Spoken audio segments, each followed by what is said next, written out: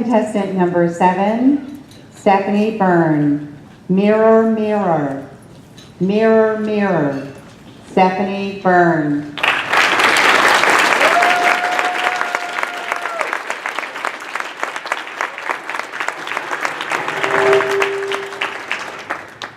Mirror, mirror on the wall, who's the smartest one of all? Not the preacher or the teacher or my parents, most certainly not my mother. So I guess it must be me. Madam Contest Master, fellow Toastmaster, dignitaries and welcome guests. Foolish words from a rebellious, rambunctious rapscallion of a child. But from about the age of 10 on, I really believed I knew more than my mother. That I was wittier, cleverer, and yes, smarter. But don't look at me like that. I wasn't the only one. I considered my mother old-fashioned and out of step. Born old and never young, a fuddy-duddy who was constantly espousing trite cliches and dull old platitudes. Waste not, want not. Never put off for tomorrow what you can do today. And yes, Lewis, the sticks and stones thing. Always spouting words of wisdom. I would pace the look of feigned interest on my face, while in my mind, my eyes rolled to the back of my head in sheer boredom. Didn't she know this was a different generation, a different time?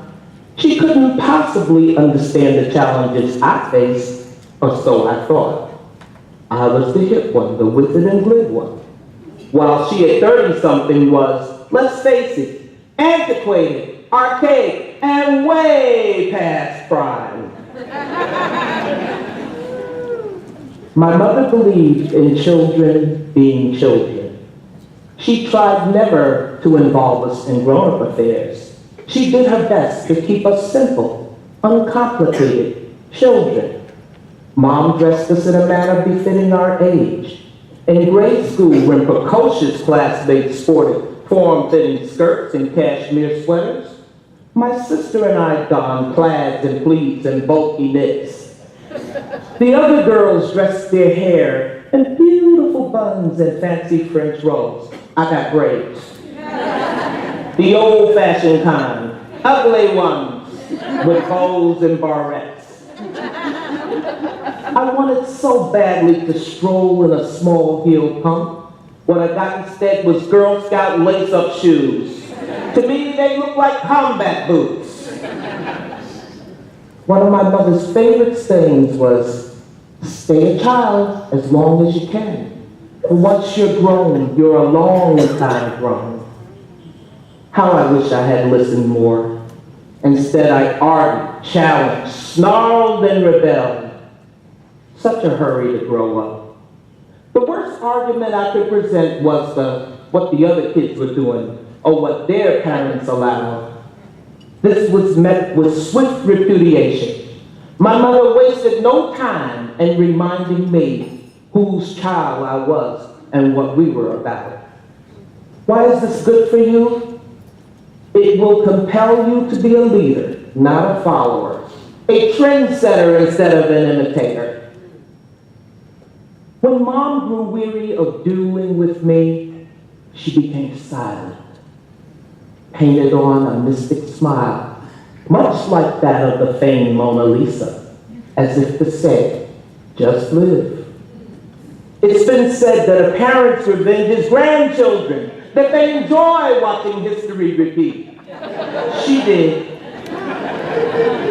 As a teenager, I was smooth, savvy, sophisticated, and so cool. Up on all the hip jargon and slang words, down with the latest dances and fashions. That was my job. Apart from the cooking, cleaning, chaperoning, shopping and chaperoning, sewing, laundry, disciplining. I thought that a mother's main purpose in life was to stop our fun, as though they derive some perverse pleasure in keeping us from a good time. This sound familiar? I can't wait till I'm grown and out of here. I'll be so much happier on my own. No one will tell me what to do. Really? Just live. My mother represented stability, steadfastness, a comforting dependability. I could count on her not to be wishy-washy.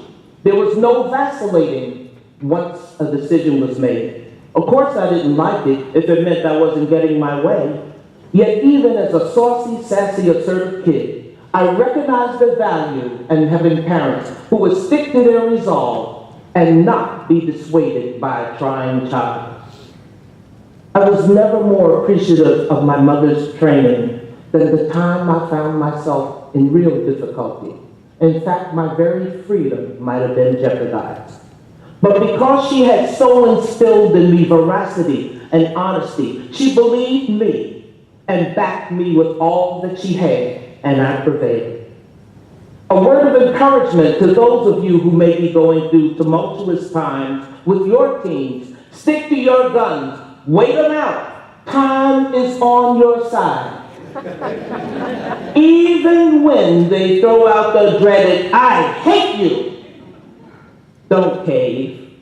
Remember, it is the rules and discipline they hate, not you. They'll thank you later. How do I know? My mother is now my best friend. We travel, shop, play together. Most of what I know, I learned from her. It has been a lifelong lesson that continues to this day. And I can truly say, I wouldn't change a thing. How did all this come about, you ask? Well, either mom got cool or I got old. My, look at the time, how I go on. My mother would say, time waits for no man. My mother would say, mirror, mirror on the wall, I'm my mother after all. Madam,